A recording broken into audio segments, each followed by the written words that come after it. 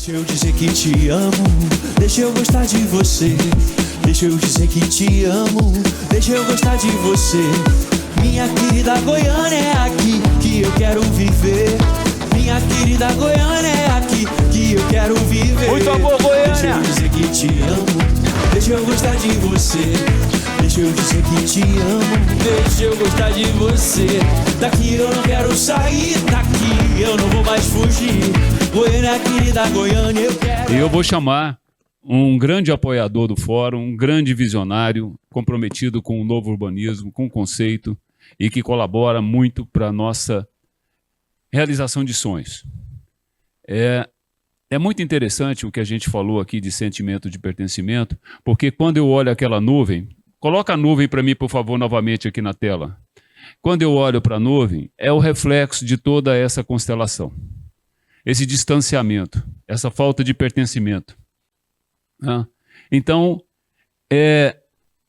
nós temos aí uma cidade plural, uma cidade muito nova, e quando fala dos Goiáses, o Carlos André sempre reforça isso. Por que Goiânia chama Goiânia? Pouca gente sabe. Porque quando Pedro do Vico resolveu transferir a capital de Goiás, que é uma cidade chamada de Goiás Velho, para cá, ele procurou um local e ele viu essa amplitude quando ele chegou no Morro da Serrinha, que é um morro onde tem a Rede Globo Goiana hoje, que é a organização GM Câmara, e decidiu que seria aqui.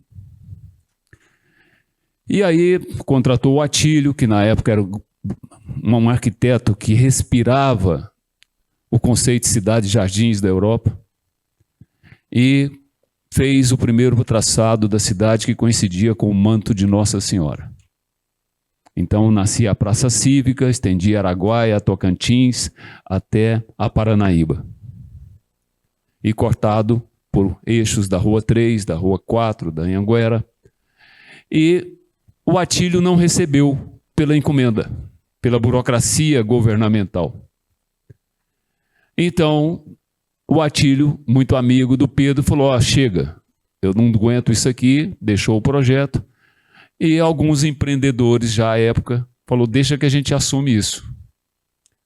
E, como forma de pagamento e retribuição, fez com que o projeto da cidade já se desmontasse naquele momento para incluir áreas de fazendas em volta, para poder transformar em bairros, como é o Coimbra, como é o Bueno, e várias outras partes da cidade. Então a cidade já foi esquartejada no seu projeto original. E quando faz o batismo cultural, para dar o nome da cidade, os assessores do Pedro do Vico, como todos os políticos, sois rei, como é que chama a cidade então? Vai chamar Petrônia. Petrônia por quê? Para homenagear o Pedro do Vico. E ele fala, não, essa cidade nasceu para ser diferente. Essa cidade nasceu para ser moderna. Essa cidade nasceu com o conceito das cidades-jardins da Europa. E nós vamos homenagear os nossos ancestrais, que são os índios goiáses. Então ela vai chamar Goiânia, que é o Goi de Goiáses, e o Ânia de modernidade. Então, por isso, por uma iniciativa de um pioneiro que não se rendeu a uma vontade ou uma negociação política, nós chamamos Goiânia e vamos celebrar 92 anos. E para falar de conceito de novo urbanismo, e agora vai ser tudo acelerado, porque nós temos inteligência artificial e temos Ana Jaime. Então, meu querido apoiador, diretor, empreendedor, representando a SINC Inteligência Urbana, meu querido Eduardo Pinheiro, seja muito bem-vindo.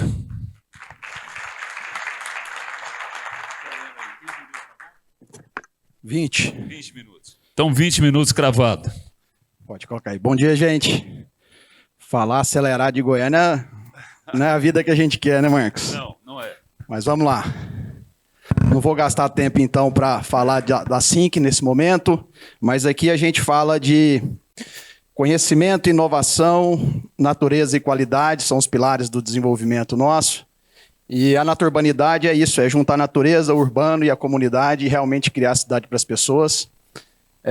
E aqui eu começo falando sobre cidades, e acho que cada imagem dessa traz um olhar de formas, né? Toda cidade tem suas formas, toda cidade tem sua história e toda cidade tem seus lugares, e não é diferentemente aqui. E quando a gente fala de histórias e lugares, eu acho que todos nós nos conectamos com algum canto aqui da nossa cidade. E quando chega essa imagem, que aí realmente é o que a gente se conecta, e aí as palestras anteriores, né, a constelação, traz para o centro o olhar. E quando a gente olha essa imagem, eu acho que mostra realmente o impacto dessa nossa cidade. E como qualquer criança que nasce, pode ser planejada ou não, pode ser num local mais humilde ou em berço de ouro, toda cidade ela também tem o seu nascimento. E só que como ser humano, a cidade também ela pode pegar rumos positivos ou não. E cabe nós articularmos isso.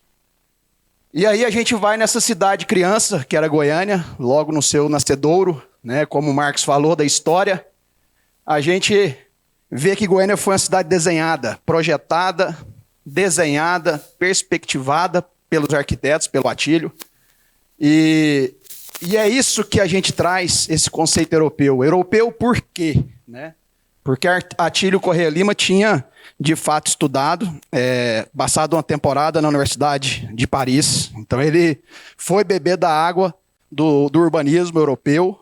E aí ele fez o projeto de Goiânia, baseado numa cidade simétrica, baseado numa cidade com parques, com áreas livres, e é uma cidade que aproveitou toda a topografia.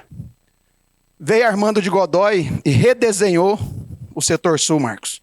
Ele redesenhou porque ele queria uma cidade mais orgânica, uma cidade que não era tão fluida, mas que o conceito da cidade jardim trazia para o setor sul aquilo que acontecia na Inglaterra nos anos de 1913, 1915.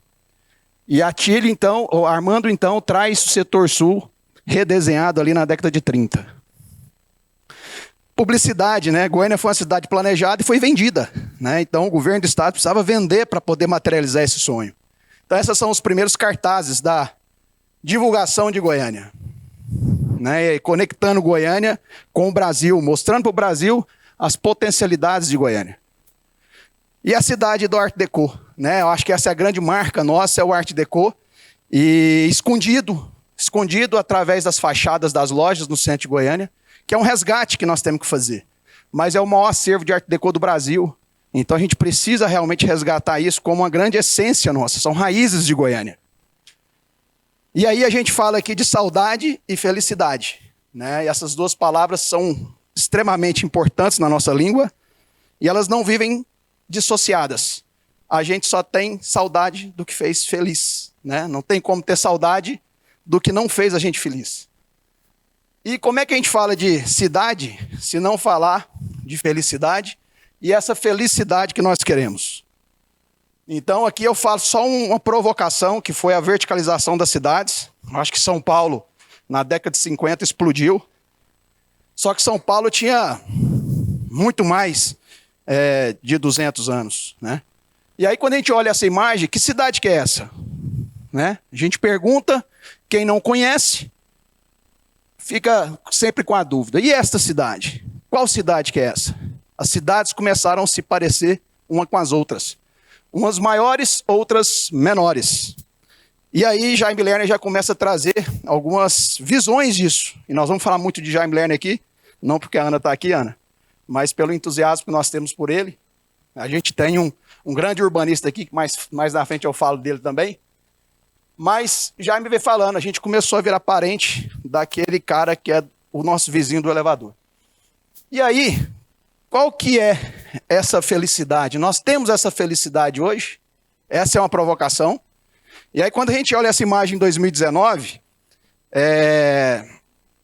a gente nos incomoda, porque essa é a Goiânia que nós não queremos. E quando a gente pensa a cidade do futuro, né? Que futuro é esse? Que em 2025, logo no início do ano de 25, a gente teve o mesmo cenário. E aí, vamos projetar já 2030? Não, isso aqui foi essa primeira chuva agora do final do ano, né? Logo no período de começo das chuvas. Mas pode ser 2030 se a gente não tomar decisões hoje. E aí, eu acho que aqui vem uma frase muito marcante do Jaime, que a gente veio acabando com a questão da cidade quando a gente começou a mudar esses 3 elementos: o rio, a rua e a praça. E não foi diferente. Nós mudamos o rio, nós mudamos a rua e nós mudamos a praça. Nós fizemos isso com a nossa cidade. E nós estamos colhendo os reflexos disso. Como uma criança, a gente pode aprender coisas boas com nossos mais velhos. A cidade também pode aprender com as cidades mais antigas. E aí a gente vê que esse espraiamento, essa verticalização sem cuidado com o espaço público foi o que realmente incomodou muito a cidade. E aqui a gente traz esse paralelo, né? Essa imagem é de São Paulo, Paraisópolis, Morumbi. E aí a gente pergunta, né? É a infelicidade versus a felicidade? Eu acho que, na minha opinião, é todo mundo infeliz nesse processo, né? Porque não dá para ficar ali em cima convivendo com algo totalmente diferente das realidades. Podemos ser felizes numa rua dessa? São ruas de bairros quaisquer. Esse é um bairro aqui de Goiânia. Podemos ser felizes nessa rua? Aí já com asfalto, mas com as mesmas problemas, né, de arborização, de falta de calçada, de acessibilidade. Podemos ser felizes em frente ao parque? Melhora a qualidade de vida, melhora o ponto da cidade. O Minha Casa Minha Vida transforma, dá dignidade para as pessoas, com certeza. Eu acho que o Minha Casa Minha Vida foi um grande processo de dignidade. Mas essa dignidade, ela machuca a gente. Ela não traz o sentimento de pertencimento de cidade. Mas isso aqui pode ser o Minha Casa Minha Vida com pertencimento. Esse projeto foi feito por uma empresa que a gente tive a oportunidade de trabalhar nessa empresa de São Paulo. Foi feito em Sumaré. Sumaré, para quem não conhecia, ou quem não conhece, era a Baixada Fluminense de São Paulo, anos atrás. E aí, o que a gente traz aqui é exatamente, existe então esperança para essa cidade que a gente quer? Vamos nos inspirar num saudoso passado? E aí a gente começa a trazer essa Goiânia saudosa, que a gente realmente traz aqui imagens da época do batismo cultural. Foi quando Goiânia foi apresentada para o Brasil, em 42, Marcos. Essa piscina pública, lá perto ali do zoológico. A gente tem praças, a gente tem a Avenida Goiás como o lugar de passeio do goianiense. Né? Meu avô, quando veio na década de 60, do Nordeste para cá, ele falava que as pessoas desciam por um lado e subiam pelo outro. Né? Era o grande footing de Goiânia. Né? E isso foi Goiânia do passado. Uma Goiânia com fachadas ativas, com passeios largos, com calçadas, arborização, prédios que tinham o seu embasamento com comércio. E tinha o Mutirama, como bem falado aqui, o nosso Parque da Criança. Quem é 40 mais aqui, lembra do Mutirama, com muito saudosismo. E aí, a gente tem esse poder de ressignificar os espaços. O Geraldo Rocha falou aí, ele vai se reconectar agora, Geraldo. A gente ali estava o Goiânia Shop sendo construído e esse era o nosso Vaca Brava. Esse era o Vaca Brava no início lá do desenvolvimento, Geraldo. E o que virou esse parque para a cidade?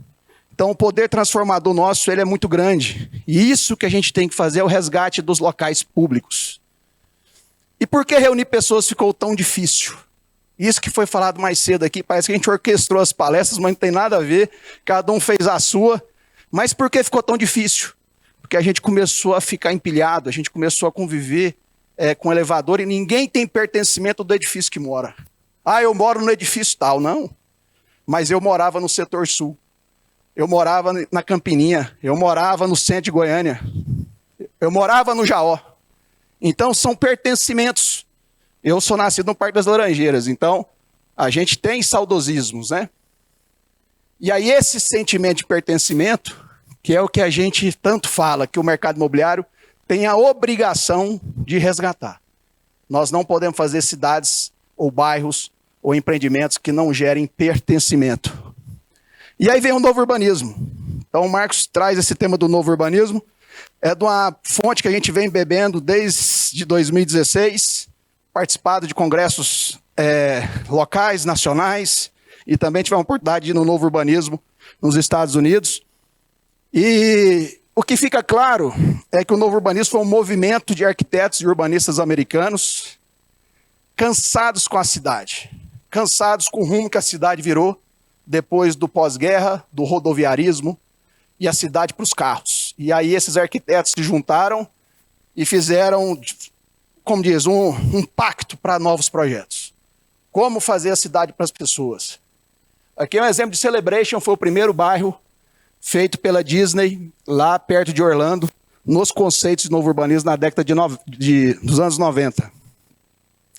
Algumas imagens desse bairro, e aí a gente começa a entender que tudo bem, pode ser utópico, pode ser algo que fez sentido naquela época ou não, mas é um lugar maravilhoso, um lugar que você realmente vê pertencimento das pessoas. Mas a gente começa a ver reestruturações feitas em praças públicas. Esse projeto em Tampa, também na região ali da Flórida. Nesse dia a praça estava cheia de criança, vós contando as histórias para os netos, livros sendo lidos ali na praça, como bem falado aqui. E a gente vai vendo na África do Sul, projetos acontecendo dos mesmos conceitos na África do Sul, trazendo exatamente esse novo movimento da cidade para as pessoas. Como a gente vê na Inglaterra surgindo também uma revisão desses produtos, desses projetos, requalificando os espaços, trazendo o sentimento realmente de lugar, de realmente criar o lugar para as pessoas. A gente vê esse projeto em Portland e a gente vai vendo que uma grande transformação capitaneada por o Yangel, que eu acho que é um grande ativista da felicidade aí, ele transformou Copenhague, então tirando a rua para os carros e devolvendo a rua para as pessoas. E esse movimento é um movimento difícil da gente fazer enquanto a gente não põe essa discussão à prova. É um movimento que precisa ser construído pela sociedade, pelos formadores de opinião, pela prefeitura, pelos entes públicos. Mas isso aconteceu na Dinamarca e essa rua hoje é uma rua símbolo da Dinamarca. Uma rua feita para as pessoas, não para os carros. E existe a fala que é isso, né? Tanto do Jaime quanto do Yangel. Quanto mais espaço para carros, mais carros você vai ter. Quanto mais espaço para as pessoas, mais pessoas você vai ter naquele lugar. E aí a gente vê Times Square remodelada através de projetos do Yangel para devolver a Times Square para as pessoas. E a gente vê a cidade de Utah com esse projeto maravilhoso que está vindo ali naquela região central dos Estados Unidos, trazendo um local realmente de resgate do pertencimento para as pessoas. E aí com um brinquedo simples, com um simples tronco de uma árvore, mas que provoca a criança para que ela saia do digital e se provoque mais com as conexões humanas. E aí a gente chega nessa frase, não é nossa, eu li essa frase nessas pesquisas de internet e gostei muito. A cidade é um livro que se lê a pé. E aqui a gente traz aí o Yangel.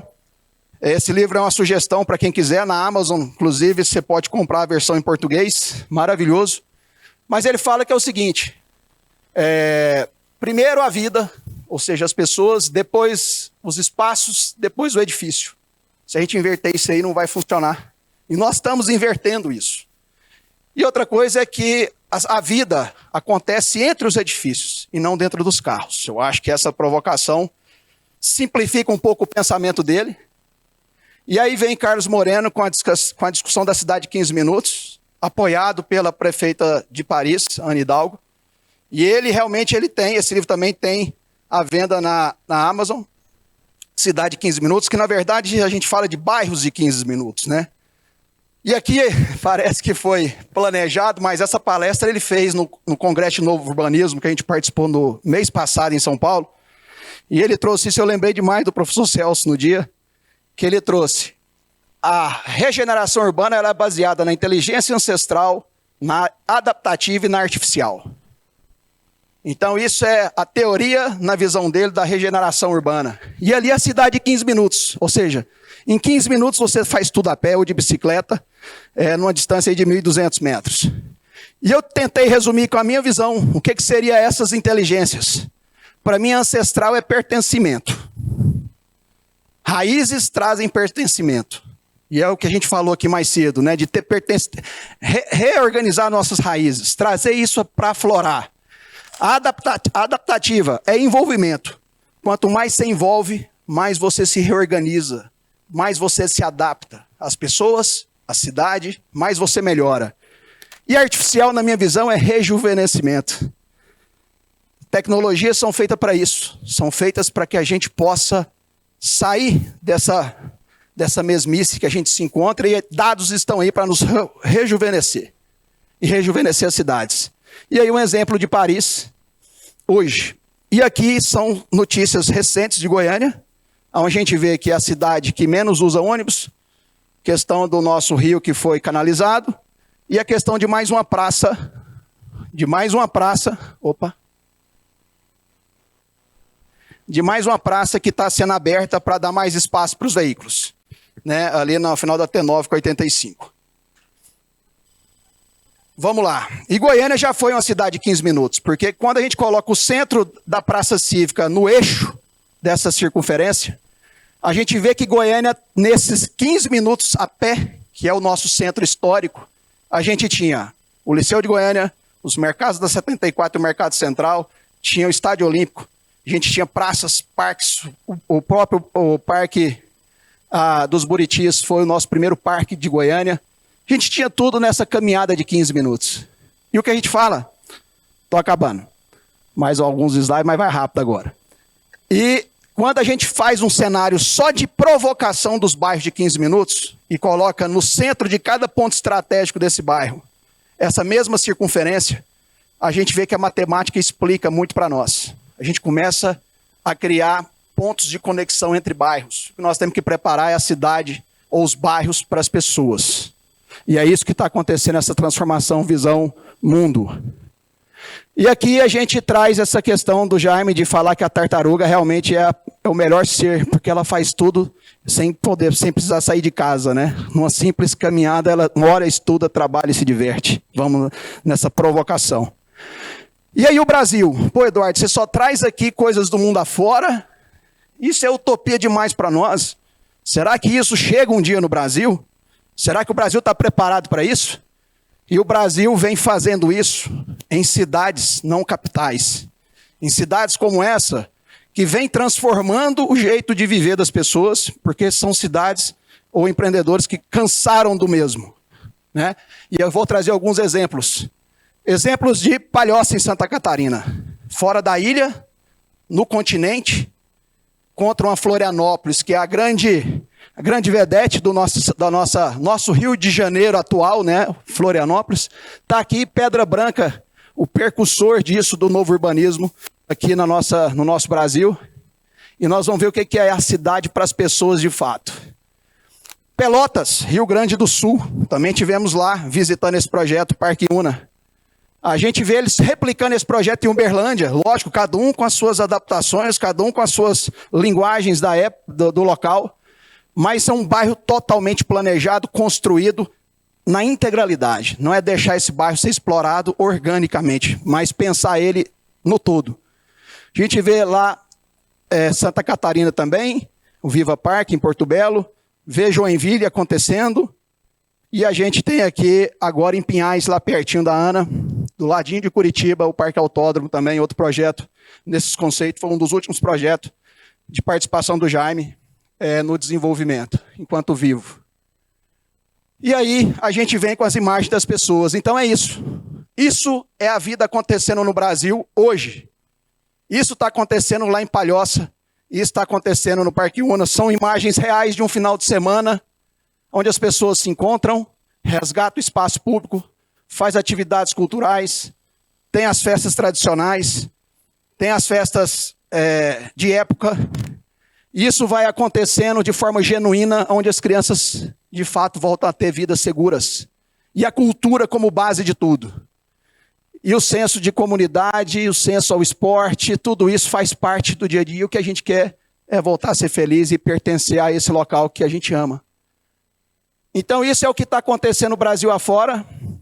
E agora em Pelotas, os mesmos conceitos sendo utilizados, ou seja, cidades menores do que a nossa, como a gente vê na nossa região metropolitana, mas que tem realmente a vontade de fazer a diferença na vida dessas pessoas, tudo com muita zeladoria, ou seja, uma associação de bairro que toma conta desses bairros, ou seja, despressionando o poder público e entregando os impostos arrecadados aqui para que o público faça uso em situações de maior carência.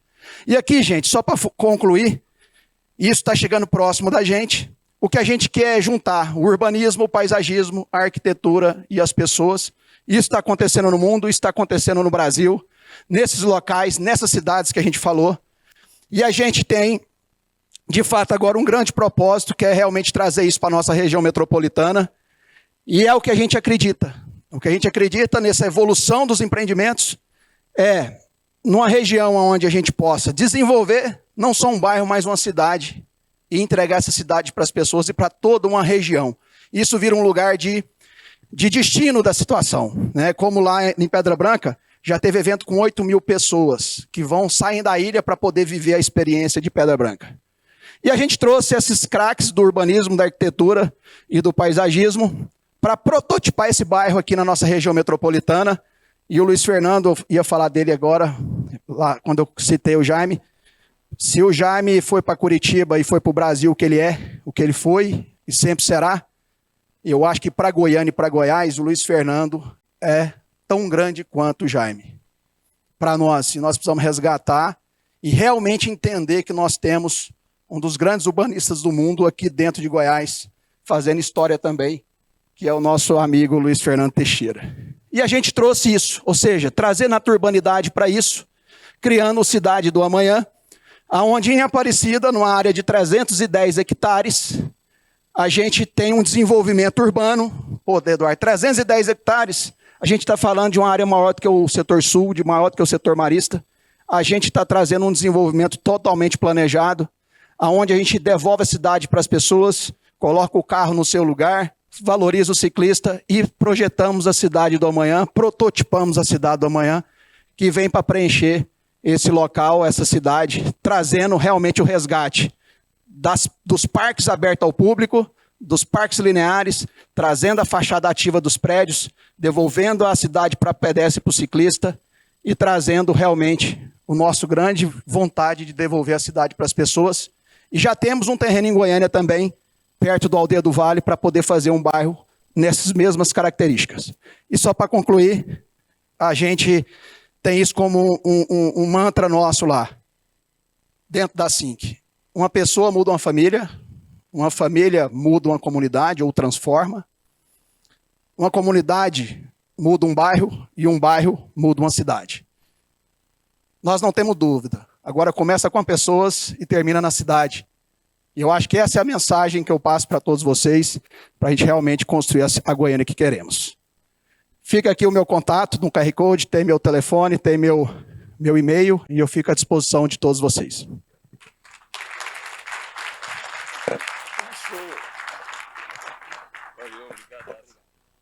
Deixa eu dizer que te amo, deixa eu gostar de você. Deixa eu dizer que te amo, deixa eu gostar de você. Minha querida Goiânia é aqui.